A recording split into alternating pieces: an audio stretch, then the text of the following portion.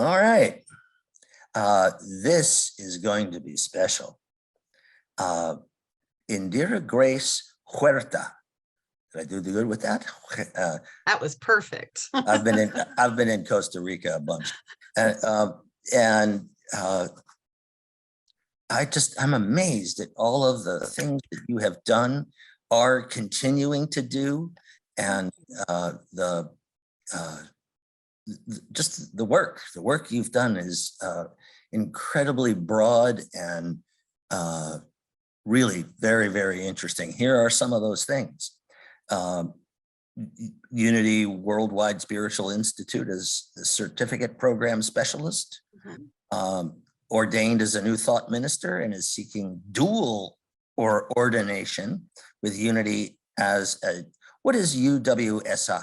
Unity Worldwide Spiritual Institute. Oh. So it's the school that UWM runs. Got it. And this is also intriguing to me too. The Reiki healer. Your hands must get really hot. They do. I bet they do. And shamanic practitioner, and you also have an ashram, don't you? You have a. It's right now. It's a virtual ashram. I do. Oh, okay. Yeah. Mm-hmm. Yeah. Just all of that is fascinating to me. So, Rev Indira Grace Huerta is now to speak to us.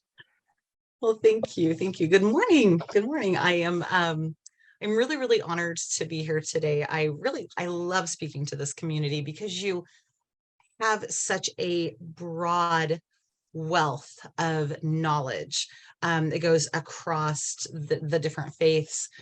And I tend to follow that same path, though Unity is kind of my home. I am a practicing Buddhist. I have practiced with the Sikhs and their Gurdwara. I go and celebrate various holidays with the Hindus over in Shawnee Mission. One of my favorites is Holi. I love to go and celebrate Holi with them. And it was because of my mother that I started to do this, because my mother was that person who always told me to seek first to understand and then to be understood.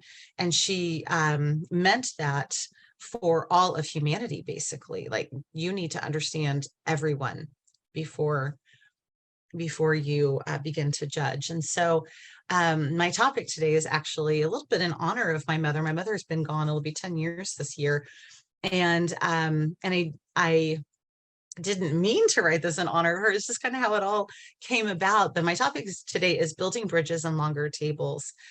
And so I want to introduce you to my mother. I don't have any pictures of her right now here, but her name is Wanda. And my mother, Wanda, believed really in the sake, or in love for the sake of love. Just, you love because you can. And I believe truly that she thought that love can heal all wounds. And I don't believe that she was far off. And so I want to tell you a few little interesting stories about what it was like to grow up with my mother. And so I was 4 years old. My mother and my father had just gotten a divorce, and we lived with my older sister, who was the product of her first marriage, which was 10 years prior. So my mother had been married in 1961, and then she married my father and had me in 1971. And so she took care of her daughter from that marriage, who actually became my legal sister. We were adopted together, and or she was adopted into my family. And about 4 years old, and my mom's best friend, I had always known her as Aunt Judy, moved into our house with us for a while. And I asked, Mom, why is Aunt Judy moving in? She said her husband died, and that's all I really remembered. And Mom, I remember Mom saying to my sister Michelle, go get the extra leaf for the table. We got to make the table longer so we can fit the kids, so we can fit Aunt Judy at the table. And those were the days when you bought the big tables with the leaves, and you had to store them in a closet and wrestle them in and push it together. It was a family affair to get a leaf in a table. And so she did that. So Aunt Judy and her 4 children could all fit at the table with me and Michelle and Mom. And we lived this way for about 18 months. And then Aunt Judy and her children moved to Southeast Kansas, and we moved to Northeast Kansas. And we stayed friends with Aunt Judy, and she was my mom's best friend for all of my life. And I was about 10 years old, and I heard my sister on the phone, and she actually didn't call her Aunt Judy. I don't know why it never really registered. She didn't call her Aunt Judy. She called her Mama Judy. And I went to my mom and I said, why is Sissy calling Aunt Judy Mama Judy? And she said, well, because she's her stepmother. It's her father's second wife. And I said, what?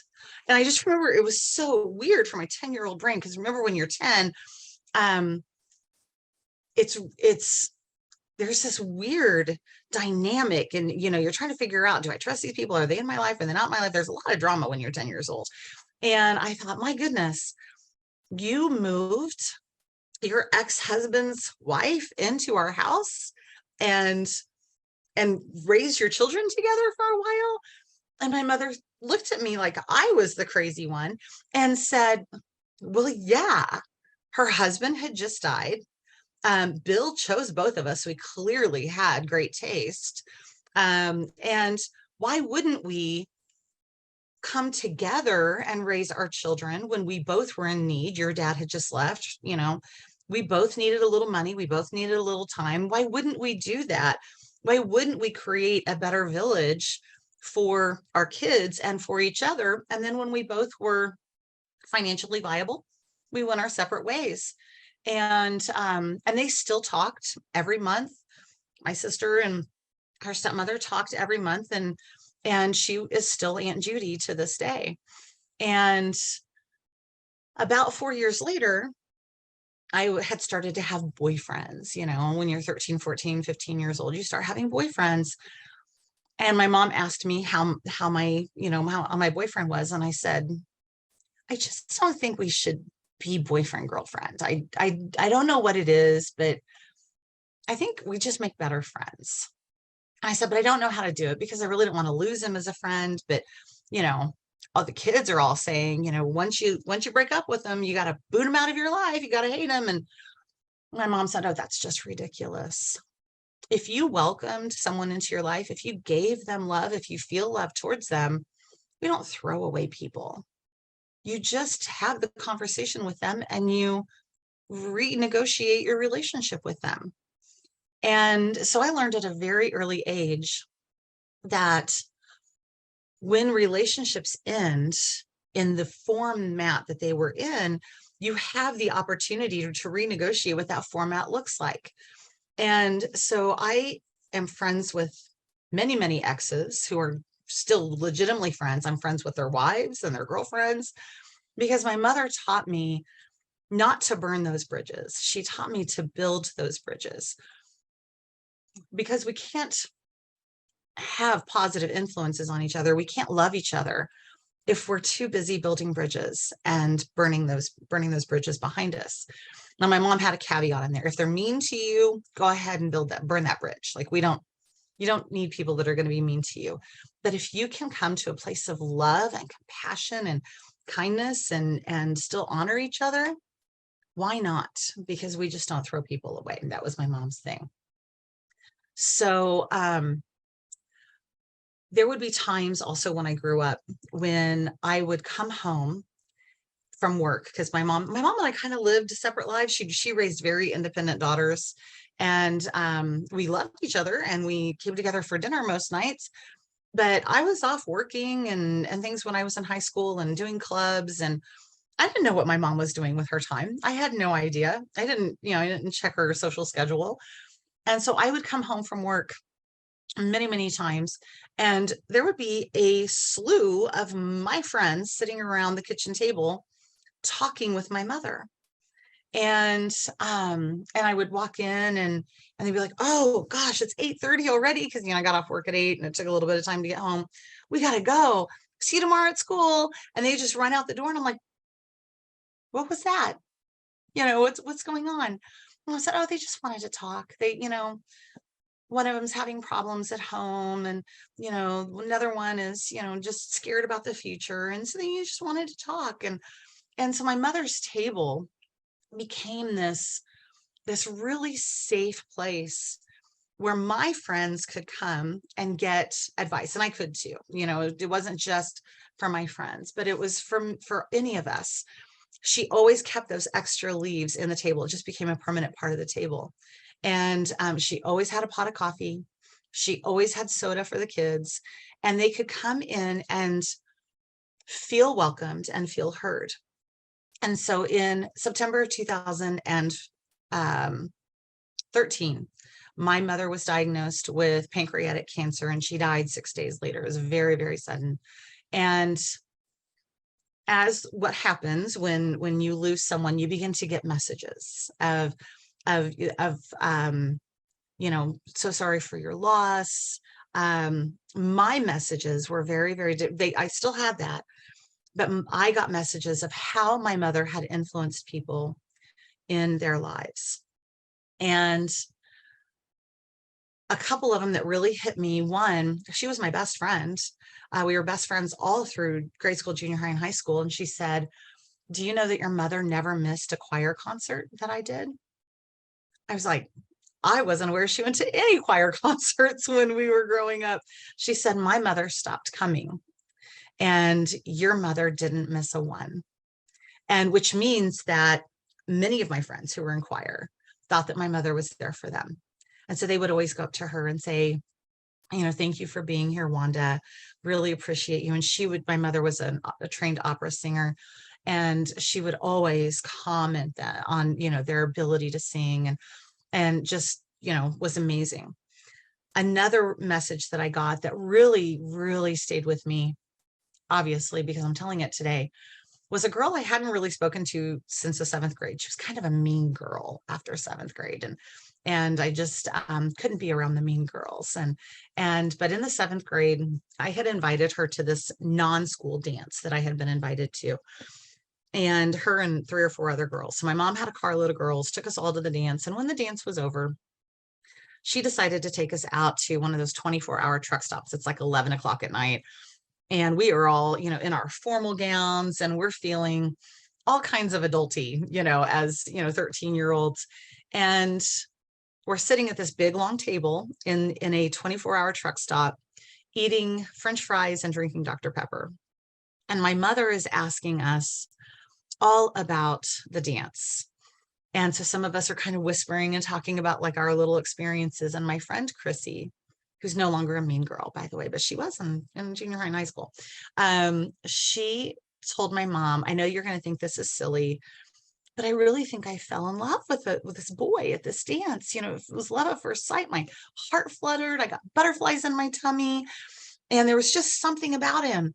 And she goes, "But I'm sure you think that's silly because, like, I'm a little kid, And my mom said, "Absolutely not. Absolutely not."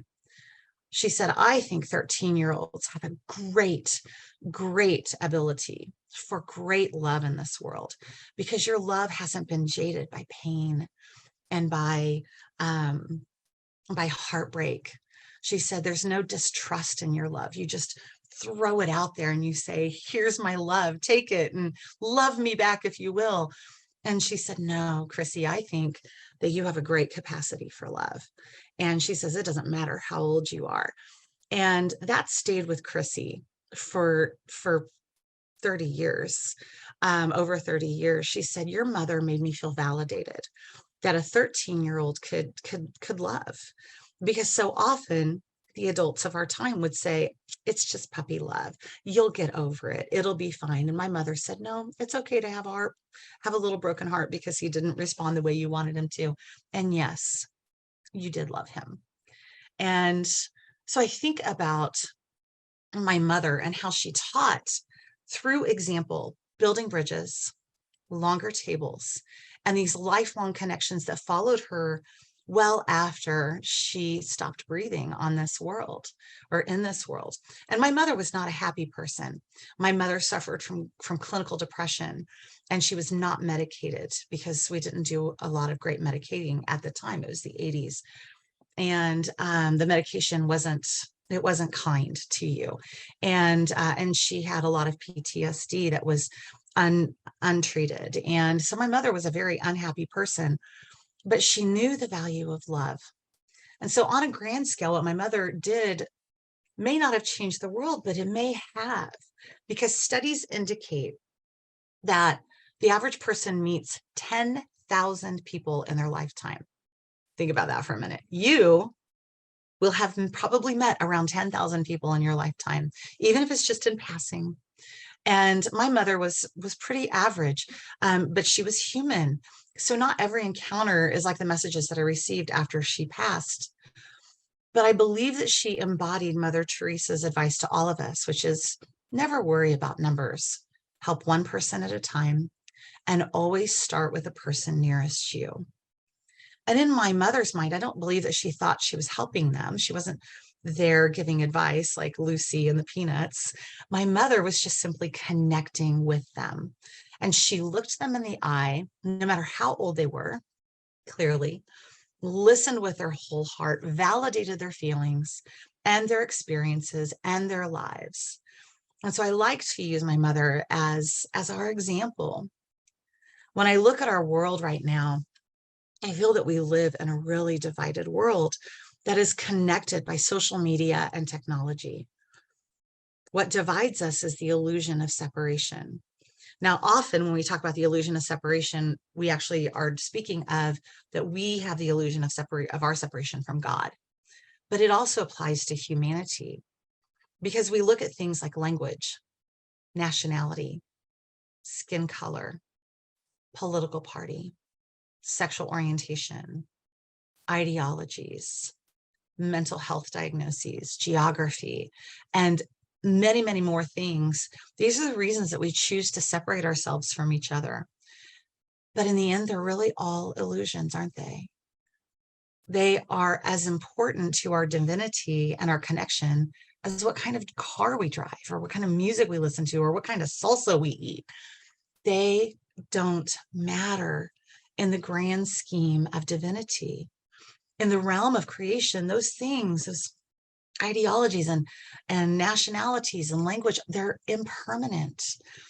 They are things that we do not take with us. And that is what we as a species tend to focus on. We look with our naked eyes rather than see with our hearts and our souls.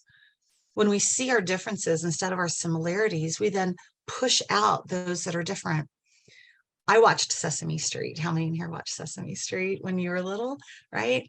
And there was a song on Sesame Street. And I don't think Sesame Street is nefarious, okay? So please don't think that I'm wanting to boycott Sesame Street. I think it has very valid things. But there was a song on Sesame Street that we used to sing all the time. And forgive my voice because I'm still getting over a cold, but it sounded something like this. Which one of these is not like the other? Which one of these just doesn't belong? Somebody remember that song? I know that this exercise was meant to teach us how to find similarities and differences for the purposes of sorting, because as we know, public education was meant to make us really good employees. So we needed to learn how to sort things out. But I feel like our world has taken that song to a whole new level, and it is quite literally killing us.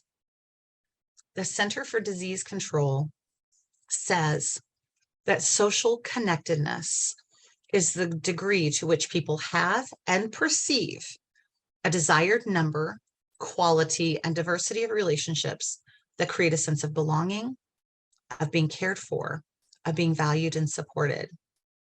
So let's put that in layman's term. The social connectedness is the degree which people know that they have a number of relationships, a good quality of relationships, a diversity of relationships that help them feel belonged or belonging, help them feel a sense of belonging, of being cared for, valued, and supported. The CDC goes on in their studies to indicate that social isolation and loneliness have been linked to increased risk for type 2 diabetes, depression and anxiety, addiction, self-harm, early death, and suicide, in addition to heart disease by 29%. They can actually measure that. Stroke by 32%, and dementia by 50%. Quite literally, loneliness is costing the US economy an estimated $406 billion a year. Loneliness.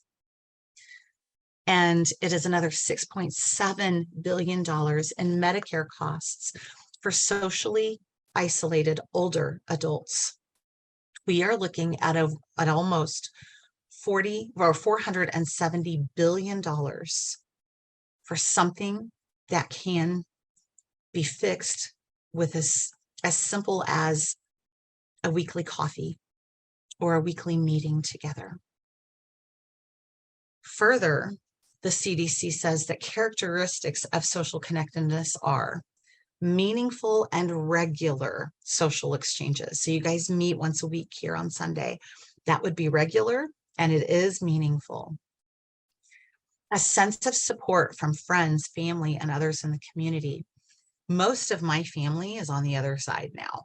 So I have created, and I continue to create and invite into my circle a family of choice, because my family of origin are all on the other side. A sense of belonging, knowing that we belong here, that we're respected, that people have compassion for us, having those close bonds with others where you can laugh at inside jokes, where you can talk about things that are deeper than how's the weather.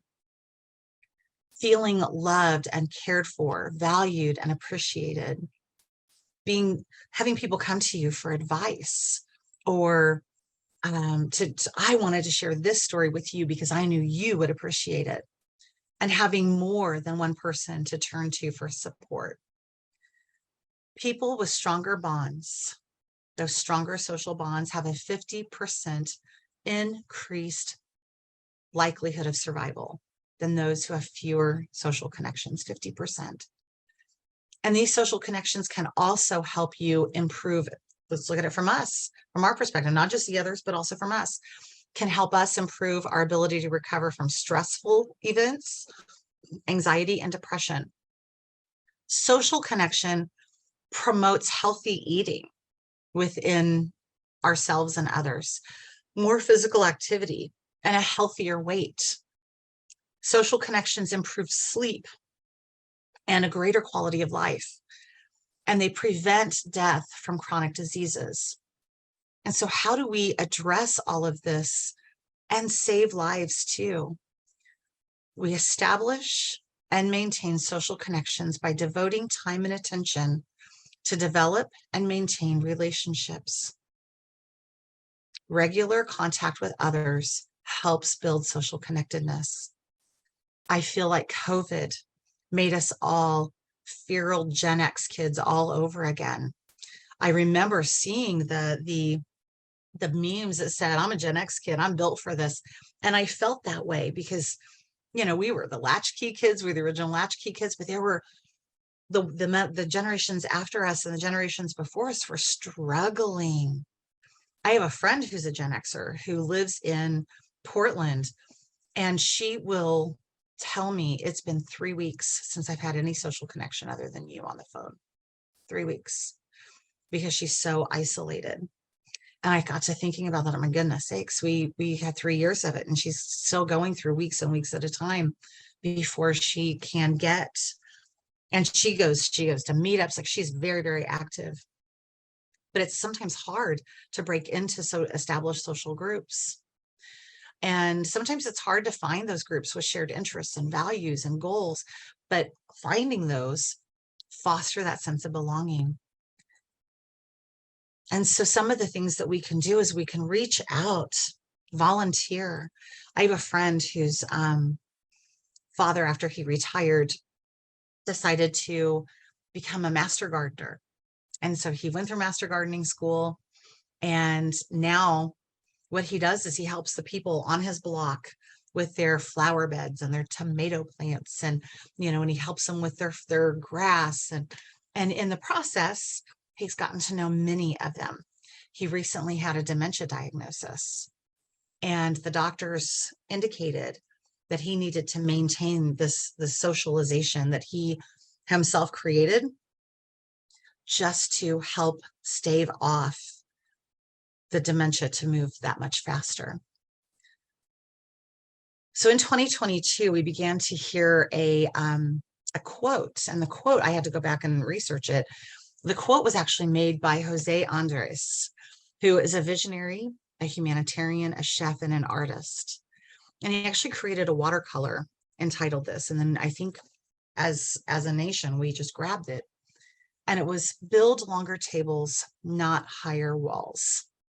And I love that statement because it reminds me of my mother and how she never had a wall. She just had longer tables with extra chairs. And so then when we add this to some of our teachings, and, you know, I tend to practice more Unity teachings. Unity co-founder Charles Fillmore begins talking about love from that power of divine love. And so in Revealing Word, he said, divine love is impersonal. It loves for the sake of loving. And at the beginning, I said, my mother loved simply because it was love. It was what she felt we needed to do. Love is an inner quality that sees good everywhere and in everybody. My mother saw good everywhere she looked, even through clinical depression, PTSD, borderline personality. And the last thing that he says about divine love is it is the great harmonizer and healer, is it not? The CDC has proven that when we embody the divine love that we are, and we express it outward, it heals physical ailments. This is what we're being asked to do, to open our hearts and our minds to those in the world who are lonely and to love them. Imagine being so connected to the love of God that we see good in everybody, that we see God in everybody. In Buddhism, one of the practices that you do is you walk around and you say to yourself, with every pair of eyes that you look into, I see Buddha in you. I see Buddha in you. And I've done it in Unity. I've walked around. I see the Christ consciousness in you. I see the Christ consciousness in you. I was even participating in a ceremony with a friend, and there were many people participating in this ceremony, and those that were their sponsors, which I was for her, were then being addressed by every participant. And the very first person that addressed me looked at me and she said, I am looking into the face of God. And I remember just being so impacted by that. And I realized it's not my face, it's our faces. Right now, I'm looking into many faces of God, and they're all looking back at me. And I said just a little bit ago, we look into those faces of God. There's a meme that has gone around Facebook, and I saved it. You will never look into the eyes of someone that God does not love. Think about that. No matter what they've done, what they've said, how society deems them, you will never look into the eyes of someone that God does not love.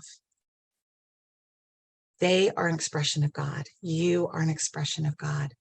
And it is our nature. It's in our nature to love them. And then our biblical reminder of this comes from John chapter 13, verses 34 and 35.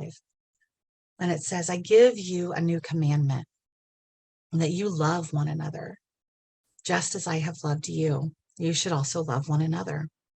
By this, everyone will know that you are my disciples, if you have love for one another. In Keep a True Lent, Charles Fillmore says, love in divine mind is the idea of universal unity and expression. It is the power that joins and binds together the universe and everything in it. Love is a harmonizing, constructive power. When it is made active in consciousness, it conserves substance, and it reconstructs, rebuilds, and restores man and his world.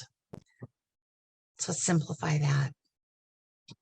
We are all conscious in the divine mind of God. So love in that divine mind, of which we are actively a part of every moment of every day, is the idea of that unity, that oneness across the universe. And so as we choose to express it, it joins and binds everything in the universe like glue, including every human being, every animal, every country, every nation, every community, and everything within those entities. Love does not destroy, but rather it makes it compatible as it builds itself up. It's almost like how it changes everything back into love. It morphs into love. And so when we activate love in our own minds, we reconstruct, we rebuild, and we restore every human being and the world that they live in. All of this in the power of connection. Imagine that. We have the power to reconstruct, rebuild, and restore every human being and the world that we see before us simply by coming together, loving and supporting each other, by getting out of our homes, out of our walls, and connecting and loving and supporting each other. So very few people know, well, people in my circle know, but very few people outside of my circle know that my husband is incarcerated. He's been incarcerated for 19 years. And in those 19 years, he spent 6 years in segregation. It's a whole other story for a whole other time to find out why. My husband credits, however, the late Anthony Bourdain with getting him through that 6-year stint with no human contact. He watched No Reservation religiously, and he loved how Anthony encouraged us to travel and to come together through sharing our favorite foods. Anthony taught us through all of his experiences that we have more in common with each other than we ever have that's different. We all have people we love. We all have heartbreaks. We all have things to celebrate. We all have goals and aspirations. Our differences are nothing compared to our similarities. Nothing. And what Anthony asked us to do is this. If I'm an advocate for anything, it is to move as far as you can, as much as you can, across the ocean or simply across the river. Walk in someone else's shoes or at least eat their food. It is a plus for everybody. And he's correct. It is. It's a plus for everyone to walk across the street, to drive to another state, to share a table, to break bread, or to just have a conversation with someone that not only changes you, it changes them. We were never meant to live so separated. We think about the past, the villages. We were all meant to be together, to be a village. The human soul longs to see the connection in each of us, to know our similarities, to support and to love and to be close and to know each other's divinity. And I think back to what my mother said to Chrissy when she said, your 13-year-old heart has never been jaded by distrust or betrayal.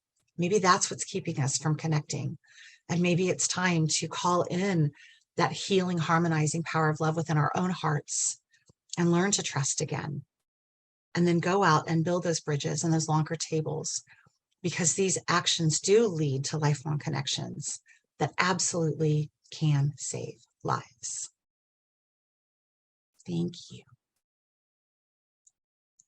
And so, oh, thanks. Thank you. Let us move into our meditation time, if you will. I invite you to get comfortable, whatever that looks like for you. You can place your feet on the floor or sit your bottom on the floor and connect your tailbone to the grounding. You can close your eyes or lower them and begin to connect with that breath.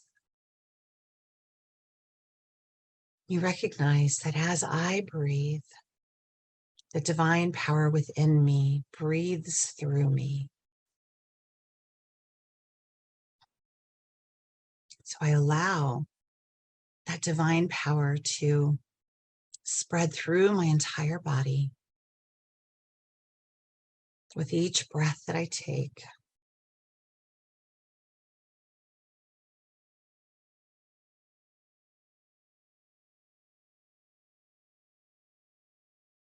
And I see that life of God, that breath of God, that divine love that is active within me,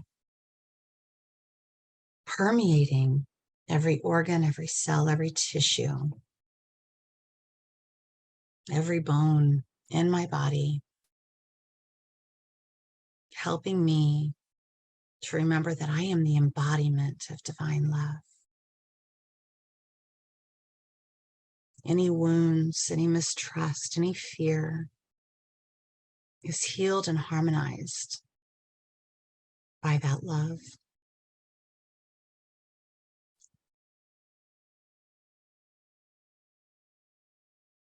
And I affirm in this moment that from this moment on, every set of eyes that I look into, I see the love of God. I see them first in the reflection back at me when I look at myself in the mirror. I see them in my partner or my family, my closest friends.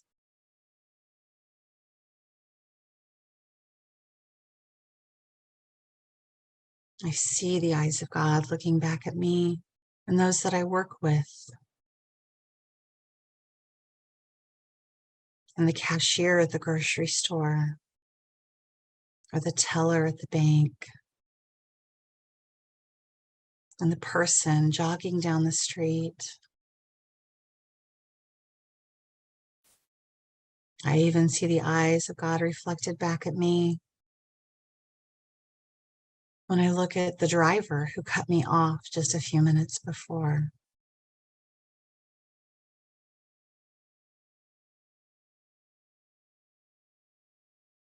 See the eyes of God in those that I perceive have wronged me. And I allow that love to harmonize and heal us.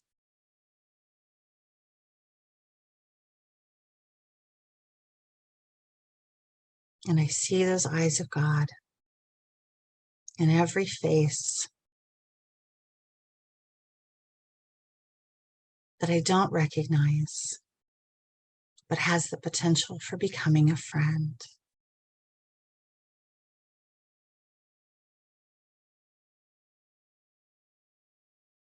We'll move into the silence for a couple of moments as you listen now to the voice of God speaking to you. What is yours to do to increase connection for yourself and others? What is yours to do, if anything? Maybe you're already doing it. Maybe it's not quite time yet. So we move into the silence and we listen.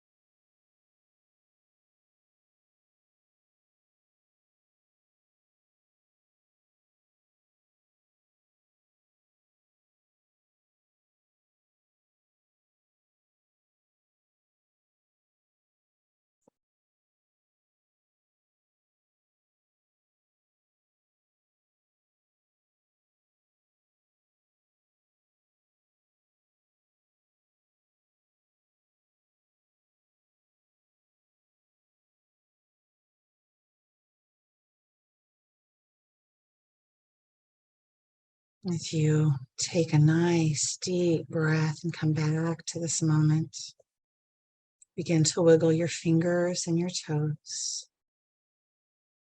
I invite you to listen to my mother's favorite song.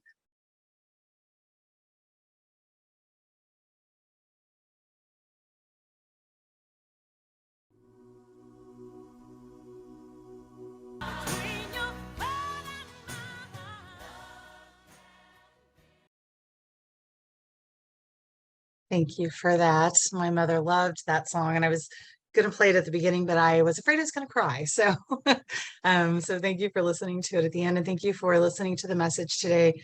I truly do believe that the time has come that we get out of our homes again and we start to create those villages of love. We are losing way too many people to pain and to unnecessary loss in this time. And we have the ability and the power to fix that. Thank you.